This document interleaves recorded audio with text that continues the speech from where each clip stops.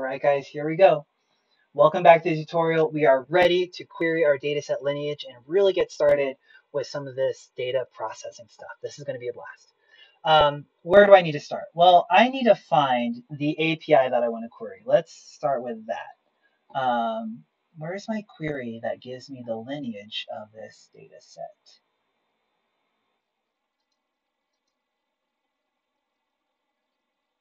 I think it's going to be this guy here. Yep, I can just check my preview and I see, yeah, this gives me information about the data flow. I notice here in the headers that it has max depth equals 3. I think I'm going to remove that and see if that gives me some more information. But let's just look at the response. I get an object, not an array. And that object has my data flow 43 and has information about my data flow. But what it doesn't have is it doesn't have the name of the data flow. It just tells me it's data flow 43. What does that mean? It does tell me the children are these data sources, but it doesn't give me the parent. And it doesn't tell me if my last execution was successful. I guess what I'm saying that while the lineage lineage API is useful for telling me what came out of it or maybe what came into the data flow, what it doesn't tell me is the descriptive stuff like the name or the last execution state. I'm going to have to hit a different API for that information. I think I'm going to have to hit, let's see.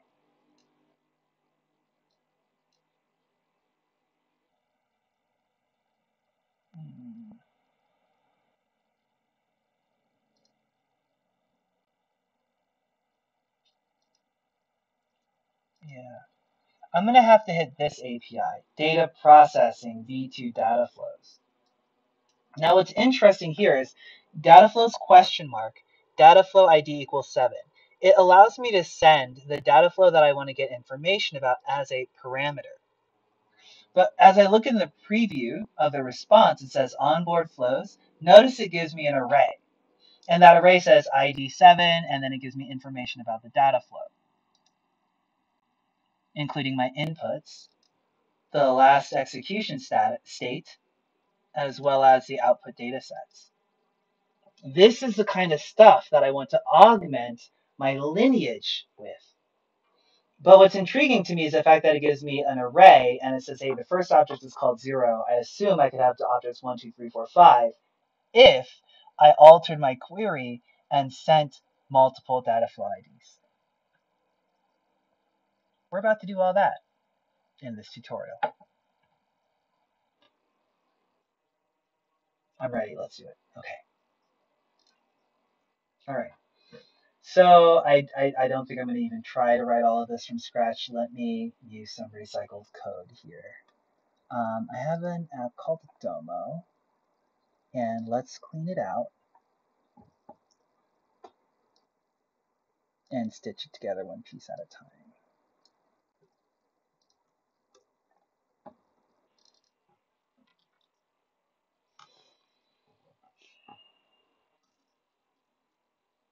I know I should reset this before the start of each tutorial, but no, whatever. All right, so what are we doing? I'm going to use my get data function again, from that utility function.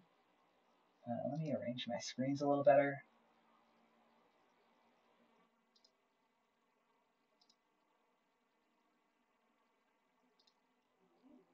That's my full code here we're going to copy from. Okay, I'm going to use a get data function. I'm going to pass in the URL that I want to query. And remember, I have to authenticate. And so I'm going to also need to pass in my session token. I'm going to call this session token. I like my variables to have the same name. Let's just be consistent. Okay. Oh, yeah. Okay. So that'll be get dataset lineage. I need to pass in the dataset ID, the Domo instance, and the session token. All right, so in index, what did I just say I need to do? I need to call get ds lineage, and I need to pass in my dataset ID, my Domo instance from the .env file and the .config file, and my session token.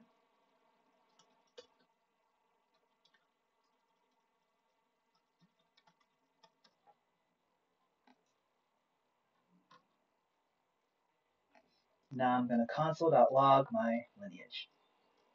All right, let's see what we get. I get a promise. I don't want a promise.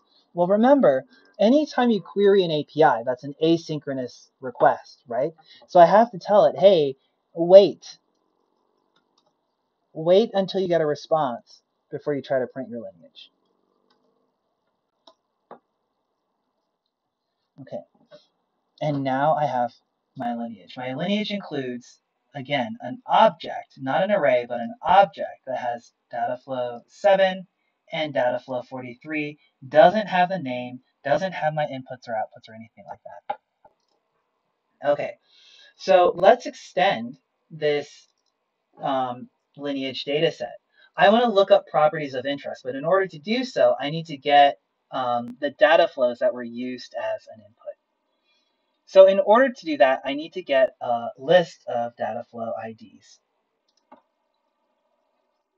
Now, to get that list of data flow IDs, let me start here. Half of kind of back-end coding is smashing data into the right shape. What I have in Lineage is I have an array. And of this, an object. I need to first convert this object into an array. And then I only want to keep the members that are of type data flow. I'm not interested in type data source. So first thing I'm going to do is I'm going to create a new object called lineage flat. And that's what I'm going to return. Okay, it's now an array. How do I know it's an array? Because it has the square brackets. And that's what the object.values function does. Okay. Next thing I want to do is I only want to keep the people, the members that are of type data flow. So I'm going to do a dot filter. And I'm going to iterate over each element in this array. And then I'm going to test, is el.type equal to data flow? So now I should go from having like 7 to just the 2. 43 and data flow ID 7. Great. Now what I want to do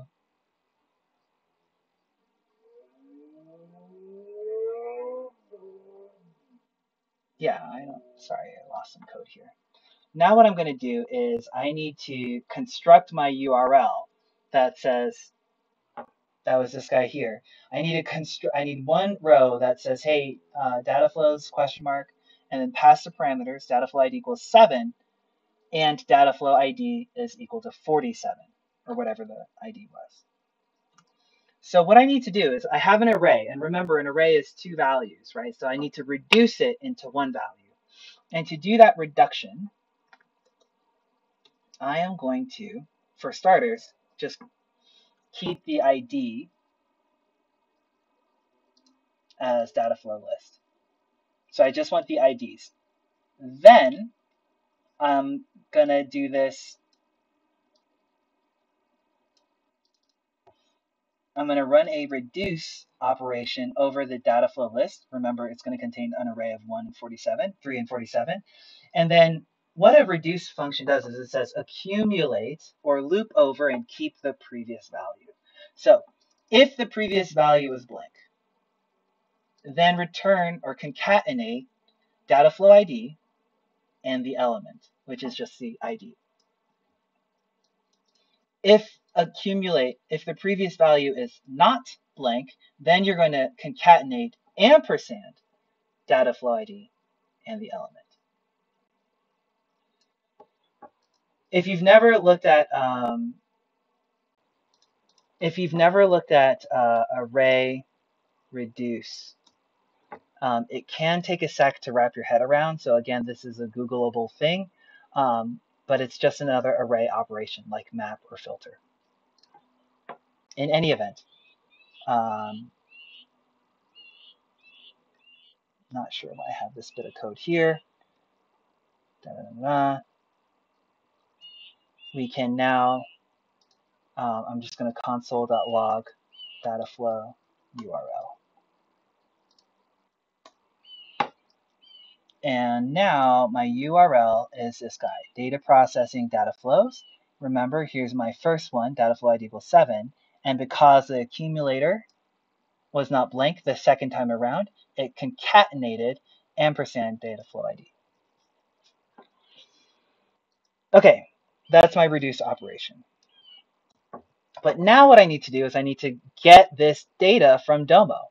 So I'm going to use const data flow equals, I'm going to use await get data. Remember, I'm recycling code, right? And I'm going to pass in data flow URL. What are the parameters? This is a get, and I need to pass in my session token.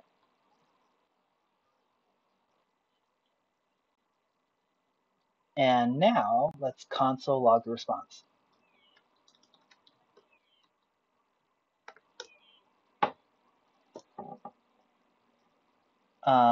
For now, I'm going to stop logging the lineage, the final output, and let's just focus on the work in progress stuff. So this is the result of this data flow getting this hitting this API. I get an object.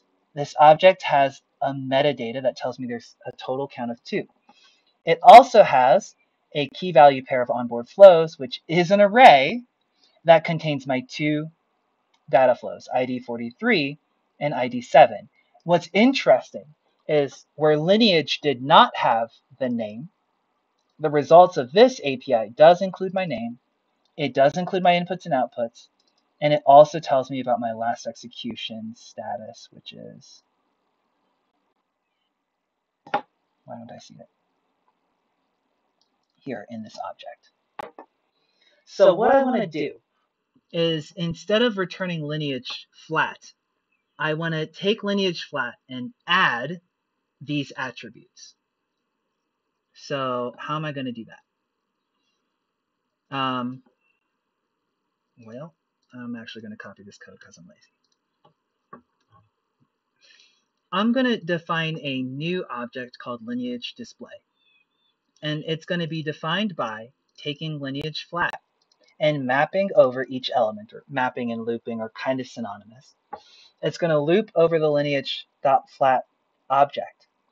And for each element in this array, it's going to say, hey, look in dataflow.onboardFlows, look in this array, and find where the ID is equal to the lineage ID. Notice I'm using the .toString here because in one API, it returns the ID as the number 43. And in the lineage API, it returns the ID as the text 7. So I'm using toString to force them to be strings and therefore comparable. Now,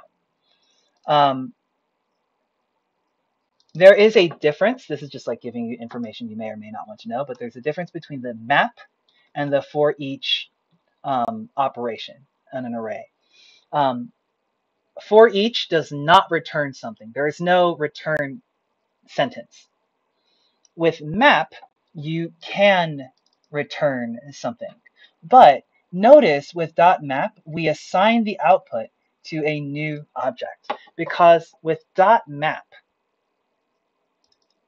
the input object is immutable. It should not be changed. You can force it to change, but you shouldn't. So we're going to run our .map and output or create a new object. And so to do that, we're going to say, hey, take this element from lineage.flat and then add the parameters name, inputs, outputs, run state, last execution state, and the Domo instance that are defined by these key values. Okay, and that's what I'm going to return to lineage display. And I need a close parentheses here. And then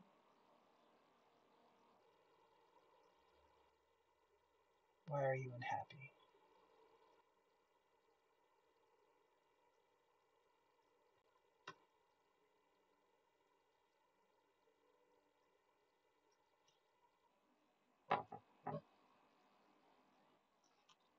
Okay.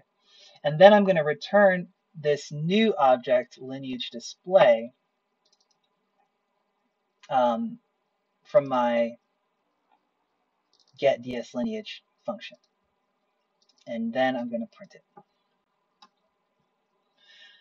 right. Let's see if I did it right. Okay. This is my, sorry, let me just search and make sure I'm not console logging. Oops. Don't need to console log you. All right, let's try running that again. So I'm going to clear. Okay, so here's my output from getting the lineage. I have the lineage object, and I've added the attributes name, inputs, outputs, run state, and last execution. These additional attributes are what you see here in my synced document. I have the name of the document. I have the last execution status. And then when I open it up, I'm able to see, hey, these are the inputs. Those are the outputs. Here's the last run state and the last execution date.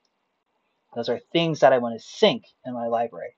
I could have pulled some more properties or, change what I'm doing here, but all I'm trying to demonstrate is how we can send a fully authenticated